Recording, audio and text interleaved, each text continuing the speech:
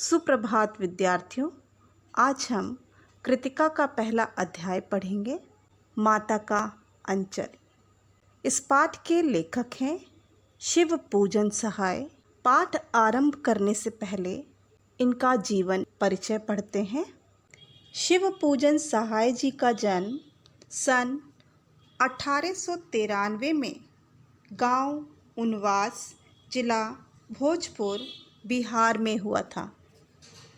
उनके बचपन का नाम भोलानाथ था। 10वीं की परीक्षा पास करने के बाद उन्होंने बनारस की अदालत में नकल नवीस की नौकरी की। बाद में वे हिंदी के अध्यापक बन गए। असहयोग आंदोलन के प्रस्ताव से उन्होंने सरकारी नौकरी से त्यागपत्र दे दिया। शिव पूजन सहाय अपने समय के लेखकों में बहुत लोकप्रिय और सम्मानित व्यक्ति थे। उन्होंने जागरण, हिमालय, माधुरी, बालक आदि कई प्रतिष्ठित पत्रिकाओं का संपादन भी किया। इसके साथ ही वे हिंदी की प्रतिष्ठित पत्रिका मतवाला के संपादक मंडल में थे। सन 1963 में उनका देहांत हो गया। वे मुख्यतः गद्य के लेखक थे। देहाती दुनिया, ग्राम सुधार, वेदेन, वे लोग, स्मृति शेष आदि उनकी दर्जन भर गद्य कृतियाँ प्रकाशित हुई हैं। शिव पूजन रचनावली के 4 खंडों में उनकी समस्त रचनाएं प्रकाशित हैं। उनकी भाषा में लोक जीवन और लोक संस्कृति के प्रसंग सहज ही मिल जाते हैं। माता का अंचल पाठ परिचय। प्रस्तुत उपन्यास अंश में 30 के दशक की ग्रामीण संस्कृति का चित्रण है। यह अंश शिव पूजन सहाय के उपन्यास देहाती दुनिया से लिया गया है। सन 1926 में प्रकाशित देहाती दुनिया हिंदी का पहला आंचलिक उपन्यास माना जाता है। आत्मकथात्मक शैली में लिखे गए इस उपन्यास का कथाशिल्प अत्यंत मौलिक है। इस पाठ से स्पष्ट होता है कि माता पिता का वात्सल्य बच्चे के संपूर्ण विकास के लिए कितना ज़रूरी है। बच्चे का पिता से अधिक लगाव था, फिर भी विपदा के समय, विपत्ति के समय वह पिता के पास ना जाकर माता की शरण लेता है। इस पाठ में तत्कालीन समाज के पारिवारिक परिवेश का सहज स्वाभाविक चित्रण किया है। इस उपन्यास अंश में बालकों के खेल, कौतूहल, माता की ममता, पिता का दुलार, लोकगीत आदि अनेक प्रसंग हैं। शहर की चकाचौंध से दूर गांव की सरलता को रचनाकार ने आत्मीयता से प्रस्तुत किया है। यहाँ बाल मनोभावों की अभिव्यक्ति करते करते लेखक ने तत्कालीन समाज के पारिवारिक परिवेश का भी चित्रण किया है। माता का अंचल पाठ का सार। माता का अंचल नामक पाठ में लेखक ने अपने बचपन की मोहक स्मृतियों का वर्णन किया है। लेखक को उनके पिताजी भोलानाथ कहकर पुकारते थे, जबकि उनका असली नाम था तारकेश्वर नाथ। भोलानाथ अपने पिता को बाबूजी तथा माता को मैया कहते थे। भोलानाथ के पिता रोज सुबह उठकर पूजा करते थे। भोलानाथ को उनके पिता बहुत प्यार करते थे। वह हमेशा उनके साथ रहते थे। पिता अपने साथ ही उन्हें सुलाते थे, सुबह उठाते थे और नहलाते थे। तथा पूजा के समय उन्हें अपने पास बिठाकर उनके माथे पर तिलक लगा देते थे। उनकी लंबी लंबी जटाएं थी, इसलिए पिताजी उन्हें बड़े प्यार से भोलानाथ कहकर पुकारा करते थे। जब बाबूजी रामायण का पाठ करते तब उनकी बगल में बैठे बैठे भोलानाथ आईने में अपना मुख निहारा करते थे। जब पिताजी उनकी तरफ देखते तब वे लजाकर और मुस्कुराकर आईना नीचे रख देते थे। पिताजी पूजा पाठ के बाद अपनी रामनामा बही में 1000 बार राम नाम लिखते थे। इसके बाद कागज़ के छोटे छोटे टुकड़ों पर 500 बार राम नाम लिखकर उन्हें आटे की गोलियों में लपेटकर गंगा जी की ओर चल पड़ते थे और उन गोलियों को मछलियों को खिलाते थे। उस समय भोलानाथ उनके कंधे पर बैठे रहते थे। गंगा जी से लौटते समय पिताजी रास्ते में झुके हुए पेड़ों की डालियों पर बिठाकर उन्हें झूला झुलाते थे। कभी कभी बाबूजी भोलानाथ से कुश्ती भी लड़ते थे। पिताजी शिथिल होकर उनके बल को बढ़ावा देते थे। पिताजी गोरस और भात को सान कर फूल के कटोरे में खिलाते थे। माँ और खिलाने की जिद करती थी। वह पिताजी से कहती थी कि बच्चे को खिलाने का ढंग पुरुष नहीं जानते। थोड़ा थोड़ा खिलाने से बच्चा समझता है कि उसने बहुत खा लिया। बच्चे को भर मुख खिलाना चाहिए, यानी मुख भर कर खिलाना चाहिए। माँ स्वयं खिलाने लगती और कहती, जब खाएगा बड़े बड़े कौर तब पाएगा दुनिया में ठौर। या ठौर का अर्थ है स्थान ठिकाना, यानी पेट भर कर खाएगा, मुख भर कर खाना खाएगा, बड़े बड़े कौर खाएगा, तब उसे इस दुनिया में, इस जगत में, इस संसार में स्थान प्राप्त होगा।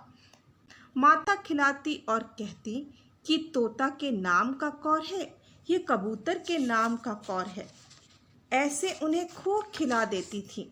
जब उनका पेट भर जाता था तब पिताजी उन्हें खेलने के लिए कहते। कभी माँ अचानक भोलानाथ को पकड़ लेती थी और उनके सिर पर सरसों का तेल डालकर सिर की मालिश करती थी। वह छटपटाने और रोने लगते थे। पिताजी नाराज हो जाते थे और माता उनके सिर पर सरसों का तेल डालकर ही उन्हें छोड़ती थी। माथे पर काजल की बिंदी लगाकर चोटी बनाती थी और उसमें फूलदार लट्टू बांध देती थी। रंगीन कुर्ता टोपी पहनकर वह कन्हैया बन जाते थे और सिसकते हुए पिताजी की गोद में बाहर आते थे। जैसे ही बाहर आते थे वैसे ही वह बालकों के झुंड को देखते ही अपना सिसकना रोना भूल जाते थे और पिताजी की गोदी से उतरकर बालकों के झुंड में मिलकर खेलने लगते थे। भोलानाथ अपने साथियों के साथ तरह तरह के खेल खेलते थे।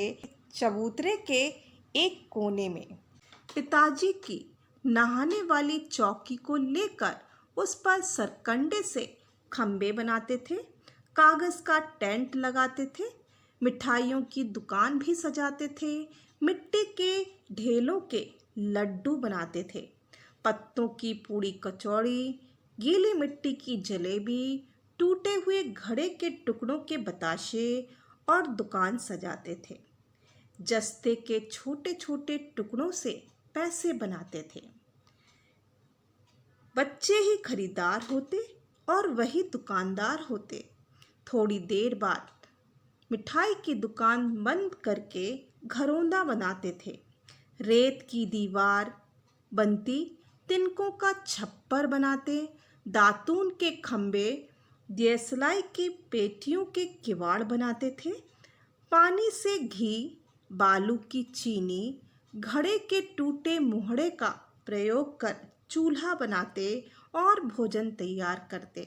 बच्चों की पंगत बैठती थी। पंगत में धीरे से आकर बाबूजी भी बैठ जाते थे।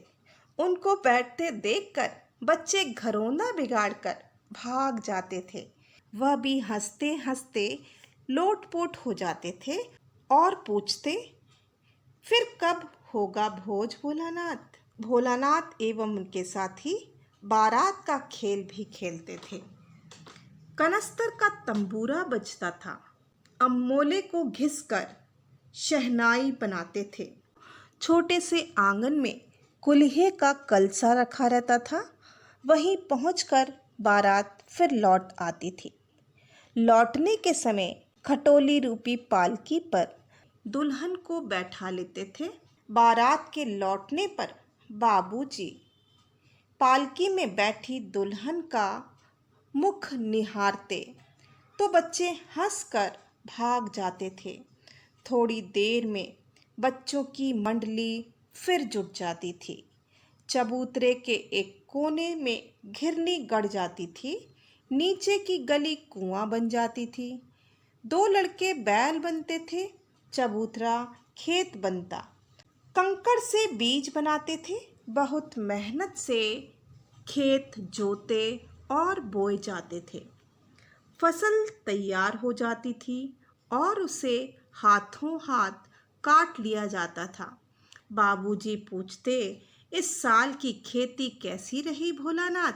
सभी बच्चे खेती छोड़कर भाग जाते थे। जब कभी भोलानाथ एवं उनके साथी ददरी के मेले में जाने वाले आदमियों का झुंड देखते तब कूद कूद कर चिल्लाने लगते थे, चलो भाइयों, ददरी सत्तू पिसान की मोटरी। अगर किसी दूल्हे के आगे आगे जाती हुई ओहारदार पालकी देख पाते तब खूब जोर से चिल्लाने लगते थे, रहरी पे रहरी पुरान रहरी, डोला की कन्या हमार महरी। एक बार ऐसा कहने पर बूढ़े वर ने बच्चों को बहुत दूर तक खदेड़ कर कंकड़ों से मारा था। उस खसूट खब्बीस की सूरत लेखक भोलानाथ को आज भी याद है। ना जाने किस ससुर ने वैसा जमाई ढूंढ निकाला था। घोड़े जैसी शक्ल का आदमी आज तक नहीं देखा। एक बार जोर से आंधी आई। भोलानाथ और उनके साथी बाग की ओर दौड़े। आकाश काले बादलों से ढक गया। मेघ गरजने लगे। बच्चे चिल्लाने लगे, एक पैसा की लाई बाजार में छितराई, बरखा उधर बिलाई। यानी एक पैसे की लाई परमल को हमने बाजार में बिखेर दिया, बरखा उधर बिलाई। जिस ओर लाई को बिखेरा गया है उस ओर बरखा चली जाए। लेकिन वर्षा नहीं रुकी। कुछ देर बाद बाग में बहुत से बिच्छू नजर आए। सब डर कर भागे। सब बच्चों में बैजू बहुत ढीठ था। संयोग से रास्ते में मूसन तिवारी मिल गए। बैजू ने चिढ़ाया और कहा, बुढ़वा बेईमान, मांगे करेले का चोखा। ये बुढ़ा बेईमान है, ये करेले का चोखा मांग रहा है। सभी ने उसी के सुर में सुर मिलाते हुए चिल्लाना शुरू कर दिया। मूसन तिवारी बच्चों के पीछे दौड़े। सभी अपने अपने घर भागने लगे। भोलानाथ के ना मिलने पर तिवारी जी पाठशाला गए और वहाँ से गुरुजी ने पकड़ने के लिए 4 लड़कों को भेजा। जैसे ही भोलानाथ घर पहुँचे वैसे ही 4 लड़के आधम के। बैजू तो 9-2-11 हो गया, भाग गया और भोलानाथ पकड़े गए। गुरुजी ने उनकी खूब खबर ली। बाबूजी को जैसे ही पता चला वे पाठशाला दौड़े चले आए। उन्होंने भोलानाथ को गोद में उठाया। भोलानाथ ने रोते रोते आंसुओं से बाबूजी का कंधा तर कर दिया। गुरुजी से प्रार्थना कर वह उन्हें घर वापस ले गए। रास्ते में के लड़कों का झुंड मिला। वे नाच गा रहे थे। माई पकाई गरर गरर पुआ, हम खाई पुआ ना खेलब जुआ। माता ने गरम गरम पुए बनाए हैं, हम पुए खाएंगे, अब हम नहीं खेलेंगे। उन्हें देखकर वह अपना रोना धोना भूल गए और बाबूजी की गोद से उतर गए। लड़कों की मंडली के साथ मकई के खेत में चिड़िया उड़ाने लगे। वह उन्हें पकड़ने की कोशिश करने लगे, लेकिन एक भी चिड़िया हाथ नहीं आई। चिड़िया पकड़ने में असफल रहने के बाद एक टीले पर चूहे के बिल को देखकर भोलानाथ एवं उनके साथी बिल से पानी निकालने लगे। चूहा तो निकला नहीं, सांप निकल आया। भोलानाथ डर गए थे। वे और उनके साथी रोते चिल्लाते भागने लगे। जहाँ तहाँ गिरे। कोई औंधा गिरा, कोई अंटा चिट, किसी का सिर फूटा, किसी के दांत टूटे, सभी गिरते पड़ते भागे। भोलानाथ की सारी देह लहूलुहान हो गई थी। पैरों के तलवे कांटों से छलनी हो गए थे। भोलानाथ घर की ओर भागे। बाबूजी बरामदे में ही बैठे थे। उन्होंने बहुत पुकारा, पर उन्होंने माता की गोद में शरण ली। माता भोलानाथ को देखकर रो पड़ी और भय का कारण पूछने लगी। उन्हें खूब प्यार करने लगी। बड़े संकट में पड़ गई थी माता। झटपट हल्दी पीस कर लगाई गई। भोलानाथ सा सा करते हुए माता के आंचल में छिप गए। घर में कोहराम मच गया। सारा शरीर कांप रहा था। आंखें खोलना चाहते थे, पर वे खुलती ना थी। उनके कांपते हुए होंठों को देखकर माँ रो रही थी और उन्हें गले से लगा लिया था। इसी बीच बाबूजी दौड़े आए। माता की गोद से भोलानाथ को लेने की कोशिश करने लगे, पर भोलानाथ ने माता के आंचल के प्रेम और शांति के चंदोबे की छाया नहीं छोड़ी। इन लेखक ने इस पाठ में स्पष्ट किया है कि पिता उनके साथ भले ही अधिक समय बिताते हों, दोनों भले ही एक दूसरे के साथ अत्यधिक स्नेह करते हो, किंतु आपदाओं में माँ के आंचल में ही शिशु को शरण मिलती है। ऐसे समय में पिता से अधिक माता की गोद प्रिय और रक्षा कवच प्रतीत होती है, जो बड़ी से बड़ी विपदा से हमारी रक्षा करती है। आशा करती हूँ ये पाठ आपकी समझ में आ गया होगा। इस पाठ में प्रयुक्त कठिन शब्दों के अर्थ जानेंगे। तड़के सवेरे, जटाएं, बालों का जुड़कर रस्सी सा बन जाना, बम भोला, भगवान शिव का रूप, निहारा, देखा, विराजमान, उपस्थित, शिथिल, ढीला, मेड़, ऊंची उठी मिट्टी, आचमनी, पीने के काम आने वाला चम्मच जैसा बर्तन, पिसान, पिसी हुई चीज़, ज्योनार, भोज, जीमना, खाना, तंबूरा, एक वाद्य यंत्र, अमोला, आम का उगता हुआ पौधा, समधी, दूल्हा दुल्हन के माता पिता, खटोली, छोटी सी खाट, खसूट खब्बीस, लूटने वाला नापाक प्राणी, जमाई, दामाद, घोड़मुहा, घोड़े के मुख जैसा। जीवन परिचय के अंतर्गत हमने पढ़ा है नकल नवीस का अर्थ है कार्यालय आदि का वह लिपिक, लिपिक का अर्थ है क्लर्क, जो दस्तावेज़ों की नकल तैयार करता हो।